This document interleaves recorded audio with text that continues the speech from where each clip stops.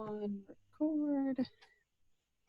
Hi everyone, I'm Leslie Cornwall with Midwifery Business Consultation. I have Ann Konkoly here with me at Konkoly Coaching, and she is an amazing resource I got connected with a couple weeks ago, and I'd love for her to tell about herself and her services. Hi, thank you for having me. It's good to be here. So my name's Ann Konkoly. I'm a certified nurse midwife and a life coach, and I work with women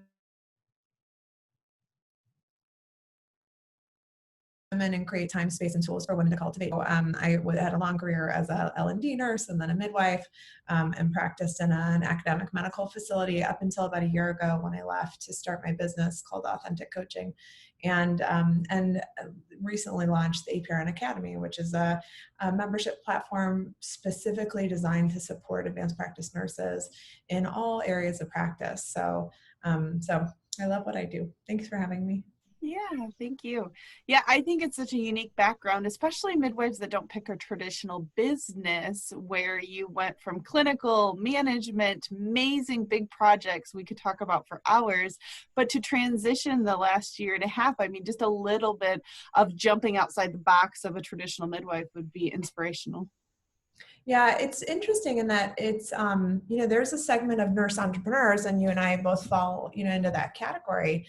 And it's interesting to be a midwife and an entrepreneur, and to consider there's and it may have been a box that I created or a mindset, that I had in particular to what midwifery was, what it looked like, where it could occur, and for whom it was intended. And it's been interesting over the past year to consider and really reconsider with a big mindset shift around what is it to midwife. And, my core purpose in life and mission, I mean, from a very, very, basic foundational purpose, is that I was brought on this planet and on this earth to support women. And I've done that, did that as labor and delivery nurse, and I did that catching babies, and, did that as a midwife in the clinical setting. I did it as a medical director. And now this phase it's just a new wave of supporting women and other nurses, frankly, at this point, in a way that really fuels me and allows me to fulfill on that purpose, that really bigger purpose. So it's different. It's, it's a, entrepreneurship is, so ups and downs and, opportunity and, failure and challenge and so much. And in some ways it's so similar to what, work I think that you and I have done for many years, which is just to kind of ride the wave, to be present, using things like shared decision making and, interventions as needed. I mean, it's all, I kind of chuckle in that I feel like there are so many similarities, despite it looking different from the outside. I think it's a big major mind shift as far as when you're W-2, you're working for somebody else, you're looking for a job versus you're creating your own job. You're waiting for your paycheck every 2 weeks. You have a very strong drive to make value, to make products that people want because that is your quote unquote paycheck. And so it is, some people can handle that personality and some people can't, but I think it's amazing. I can make my own hours. You can, like you're talking about going to the pediatrician, like you don't have to ask permission from any boss. There's so many benefits to it, but I think for midwives as a whole, it's not the usual. It's not part of training. It's not part of school, especially nurse midwives and APRNs. They tend to think they're going to work for somebody. Very few of them go into it for private practice. They may in time because they realize the possibilities of making their own personalized mission. But I think it's just interesting that you've evolved, and so have I. And I think there's more and more midwives and advanced practice nurses have this personality. We just need to inspire it more.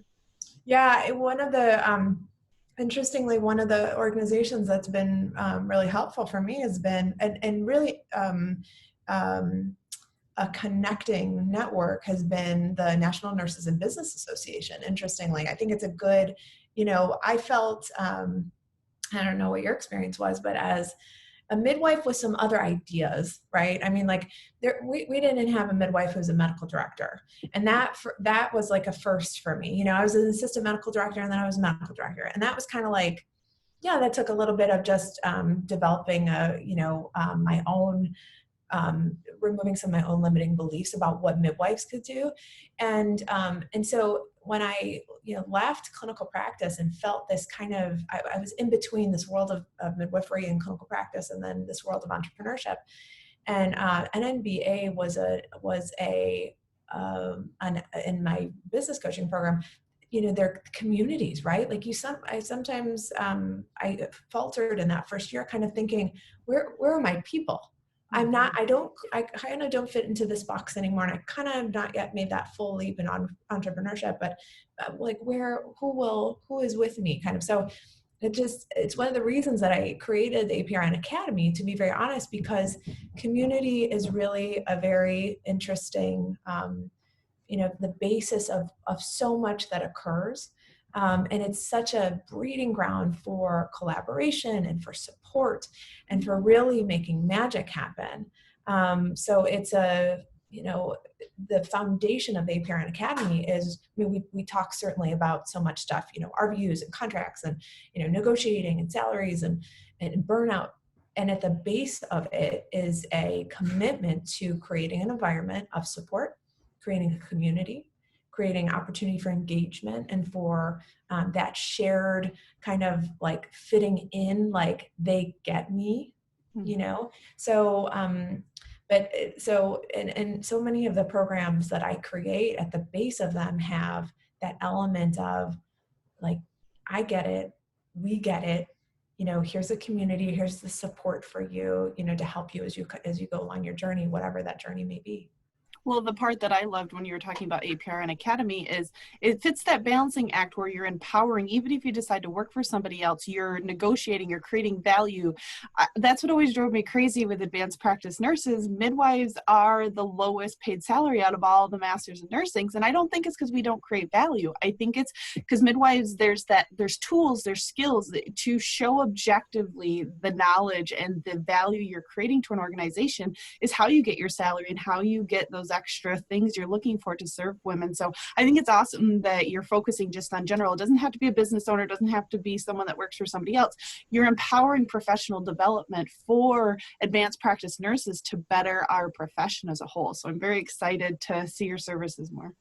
Yeah, I think these are elements that I didn't know where to find when I, first started out. And it took me so many years to understand them. I mean, I'll be very honest, the conversations I have now on RVUs are, rooted in work that I had to go through and figure out on my own. And look, you could say like, well, you chose to figure it out on your own. You didn't reach out for help, which is true. I mean, there's truth in that.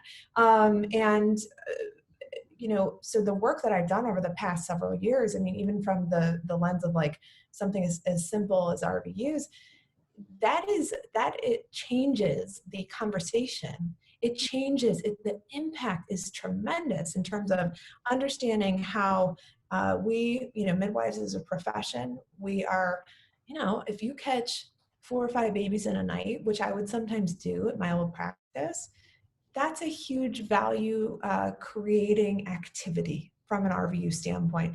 And when you understand that if you do colpos and you do IUD insertions and you do next one and removals and you vulvar biopsies and EMBs, when you understand from a value creation standpoint, that is an unlearn you can't have. Once you know, you cannot unknow that you create value and that you have the opportunity to walk into any setting, whether it's your own business or it's a organization or an FQHC or a nonprofit, wherever, but you fundamentally understand that when you walk in there, you know exactly how much money you can make and how much value you can create for yourself or for an organization. I mean, it's one of the most, it's just it's a shift that is so fundamental, I think. So much of the work that I do is really geared toward professional development at a more simpler level. To be very honest, it's a lot of personal development and personal growth.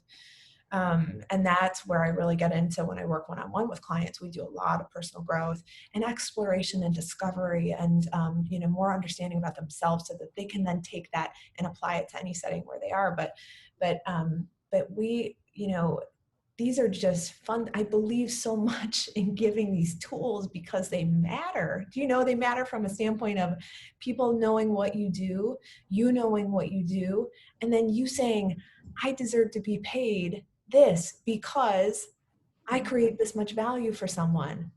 Yeah. Well, and I think it's not just about the employment aspect. Politically, certified professional midwives have gotten so much more of a head start than certified nurse midwives have been with negotiating with politicians and getting involved in politics. Like, there's a reason there's a lot of restrictions. I mean, we are more part of the medical community, but it's creating that value. It's creating it not just for your employer. I've found this mind shift helps in my personal life just as much as my professional life, like negotiating with my husband, my kids. If you go into it, I love the platinum rule. Have you ever heard the platinum rule versus the gold rule? So do unto others as you would like to be done. The platinum rule is do unto others how they would like to be done. So there's a lot of great tools like the emotional fingerprint that teach you how to listen to people and what's important to them. Is it the community? Is it the wage? Is it the lifestyle? Is it the mission? Like, what are they looking for? And you can now talk their talk. I'm a numbers person. If I talk all day long numbers to somebody that's about community and passion, we're not going to find a win-win.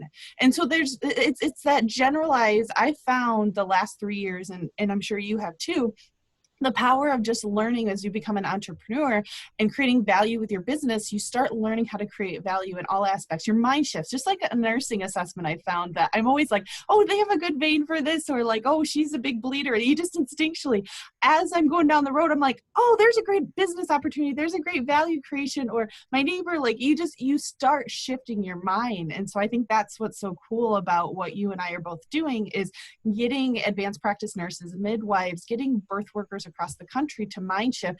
I have tons of value. How do I show that in my community? How do I show that on a larger scale? Building relationships. Like midwives, too many are solo, do their own thing. And I'm like, get to know your colleagues, get to know the community.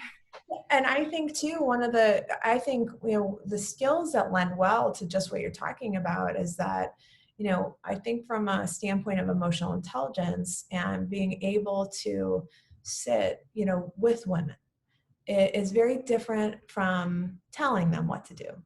It's very different, and so the profession of birth workers in general, whether you're a midwife or a doula or a lactation consultant, whatever. I mean, the community of birth workers, most of them understand inherently that there is a bigger force that is birth, right? It's much bigger than you and me, and it has unexpected twists and turns, and it has a mind of its own, and it's a process, right?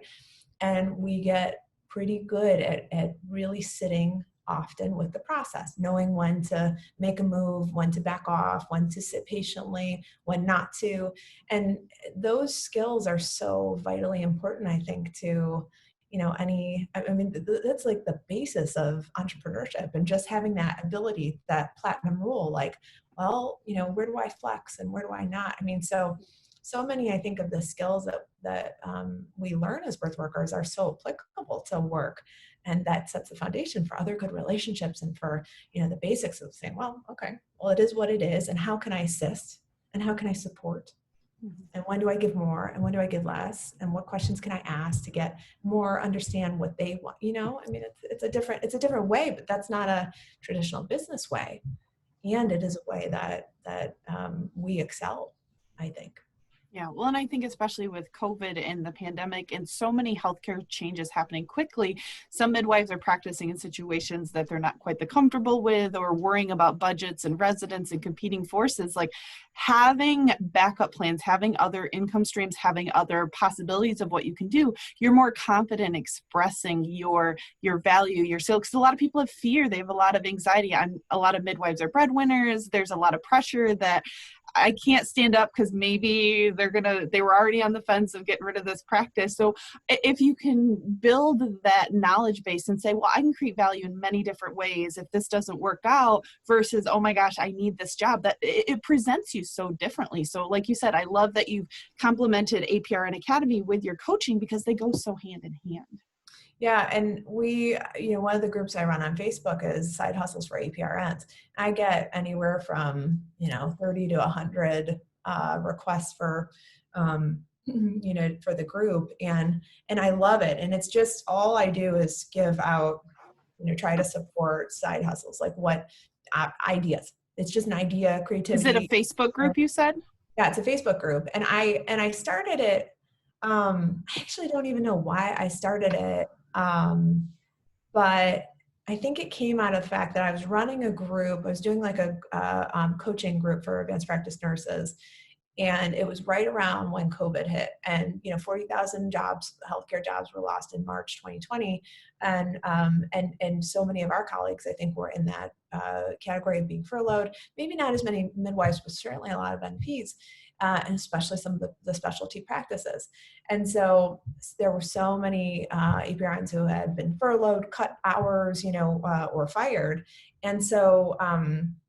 One of the groups I started at that time was the side hustles, thinking, look, if there was ever an opportunity, people are hungry. There are a lot of advanced practice nurses who are hungry to say, who have a realization, like you said, of I cannot solely expect that my one job of my 9 to 5 or my, 7A to 7P, is a for sure thing. And so therefore I need to diversify in terms of my income streams and my revenue.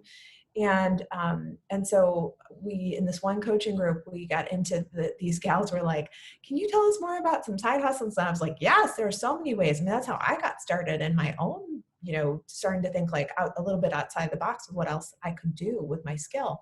And so I created this Facebook group.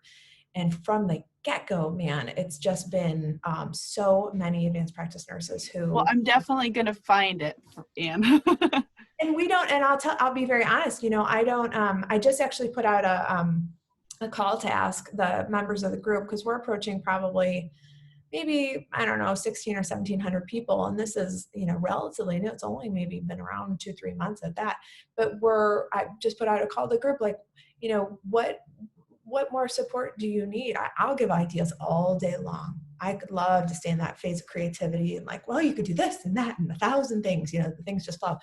And so I've asked them, what kind of support, and it's very interesting, the levels of readiness, in terms of where they are, but it's been so interesting, but it's been a very, very salient reminder to me that there's so many options out there, and there's so many ways to diversify and to ensure some financial stability, and they're not overnight. They're not overnight viral successes. No lottery tickets. I stress that all the time. No lottery tickets, as you know, and they're possible. And it's that scarcity versus abundance mindset. It's getting people out of fear, like COVID. Like, yes, I don't want to downplay what's happening to everybody, but it's an opportunity. Like, if you look, okay, everything's virtual now. If you were doing childbirth education, you're a doula, now you can't go to the hospital anymore. Home birth practice and birth center practices are going through the roof. So you just have to market yourself a different direction. And so I've had fun. I didn't even realize with this practice, like, I'd be helping so many birth workers because of the connections I've made. And it's the same concepts. It's getting your mental shift of poor me versus this is life, I'm going to do something about it. We spend so much time doing our retirement planning and long-term planning, but where's our short-term planning? Like, I don't try to scare people, but I want reality check. Okay, you're the breadwinner, you have a business. What happens if you get in a car accident tomorrow? What happens? Like, these hypothetical situations that are rare but could happen.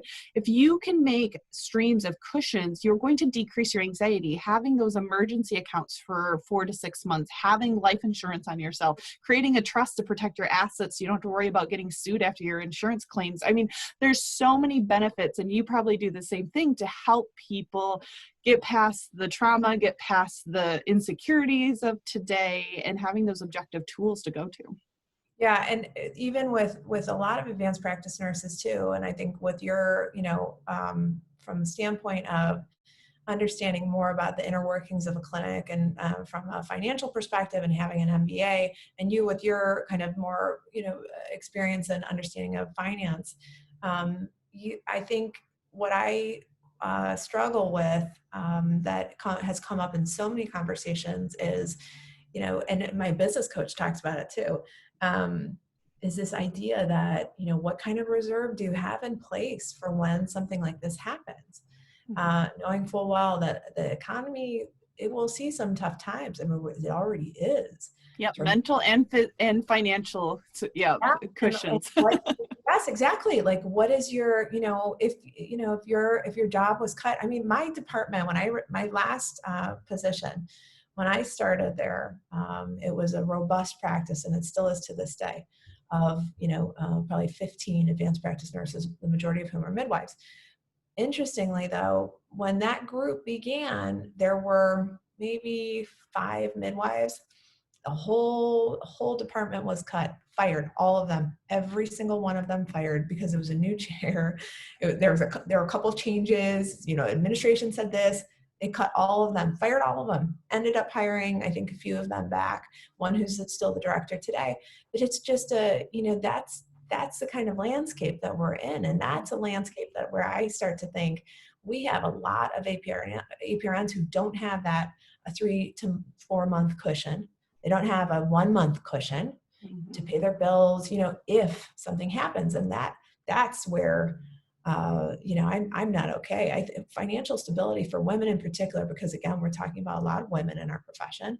This is something that we owe to ourselves, because when we are financially stable, we create stability for our families, we create stability for our communities, and we show up in a different way. And so it's been a very interesting realization over the past few months to see so many conversations where I have clients who say, oh, I really, I can't believe this happened. I really want to get out and change something and do something a little different. And then all of a sudden we get to the point of, what's your budget? What are you spending on? What do you have in reserve? How much do you need to live? What is the number? And then go backwards and make sure that you have it on a month-to-month basis. It's a different, it's a different way. And Well, and I think the last 20, 25 years, the government hasn't helped that, where the savers are the losers, and you're trying to, debt is good because the interest rates are so cheap. And there's two paths. There's the Keynesian mindset that's out there right now, that we're going to grow ourselves through prosperity and debt, and we're reaping the consequences now. That I don't want to go into the details, but it goes down to a consumer level, like having $1 million in a savings account that loses value because of inflation. It's a disincentive, but you have to train yourself, like, okay, hold your wealth in a different place. Like if you're fearful or you've got debt or whatever, like you were talking about the women, I found switching from private practice, being a midwife and supporting women financially, their divorce rate, they're the stay-at-home makers and single mom now, and the being a widow and having a longer health life. There's just so many financial more pressures on women than there are on men. And so I am so empowered to help them and inspire them that you can do this. It doesn't mean you're arrogant or cocky because you talk about money and that you want to start your own business. Like that's a mental shift we need to get you past right now. So yeah, I think it's great that we're going to be able to morph each other's missions together and support women in this new level of, okay, I love my job, but I kind of want something on the side. This pension may or may not be there. The 401k I currently have may or may not be able to support me. How can you make your fun, passion, and drive something you can do, or create something that's going to make you money over and over again, that passive income? So there's so many possibilities. So yes, I definitely would go onto your side hustles course or the Facebook group and see. So one last question I have for you, Anne. Where do you see, and this may be more than a 5-minute question, but I would love to see your long-term vision of your practice. Like when you started it a year ago and where you are now, like what is your ultimate mission for your business? So it's interesting you ask, in that I just finished this book, The Buddha and the Badass, which is so good, by Vishen Lakhiani. And it's one of the he runs Mind Valley, which is a personal development company, and has a tremendous mission. And I read this book and was inspired to begin thinking about a longer term plan. And he talks specifically in the book about 2 aspects of business. There's acceleration and there's navigation. And I have been in this phase of acceleration since I started, or I've been, in this phase of acceleration since I started. A lot of hustle, a lot of what works, what doesn't, keep this, let go of this, move forward with this, quick to fail, quick to redo. And so I have just been recently starting to step back and say, okay, what's the bigger vision? You know, what is the 1-year vision? What's the 5-year vision? And for me, what it's beginning to look like is, you know, where I derive so much joy and where I love the setting where I love to be is that I am a connector. I'm a relation builder. And so when I have an opportunity to engage, to connect, and to laugh and to support women in a way that's big, that feeds me like no other. And I'm not, you know, I'm so introverted that sometimes I shudder to think of these big ideas and big goals. But I'll tell you, they look like speaking on big stages. They look like, you know, having a book at some point. It looks like developing a community of support where I can provide guidance and motivation and inspiration, and to have a team. You know, it's 3 to 5 years for me right now looks like having multiple membership platforms that support, you know, women and advanced practice nurses in different stages. It looks like speaking at conventions and conferences. Those are kind of my big goals, because when I recognize part of my purpose is to really be, to connect and to engage in the way that I feel like I can move the needles, to do that on a big stage. And so some of my meditations and my visualization right now is thinking about what does it feel like to step on a stage and to connect with women in an audience. And but the really kind of, the big goal is to really build, to be very honest, an empire of so many tools and opportunities for support for women, because that's just what I'm fully convinced that's what I was put here to do. Like, awesome. Well, I think that's a great way to end. I know you're going places just from your drive and passion. I mean, that your little road bumps aren't going to stop you. I know that for a fact. Been there and done that. You know, it's Yep. like, well, it's like stuck at 7 centimeters. We're going to get there. We will. Yep. Transition. You're in the early stages of toughness. We're going to get you to the pushing stage of the grand finale and get a baby in your arms. So it's funny how the things most people be like, oh my gosh, what are they talking about? And midwives get it. No, that's how I feel. Yeah, like we're at like 7 centimeters. I'm like, I actually may still be a touch latent. You know, I'm still probably latent. I'm totally latent, you know, whatever, it's fine. But but yes, we have these conversations often. And I often bring them up because I'm a midwife to my non-midwife, non-birth colleagues in my, you know, mentor, in my mastermind groups and my coaching groups. And I get a lot of like,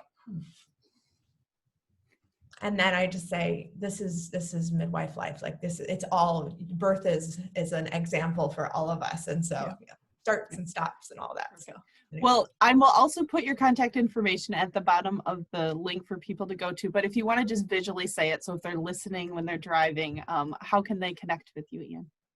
I'm on social media and the same thing everywhere. My website's Konkoly, CNM. .com. You can find me on Instagram. That's my primary platform, Instagram and Facebook, where I connect with people. I love, connecting with advanced practice nurses and birth workers on LinkedIn. So please don't hesitate to reach out there.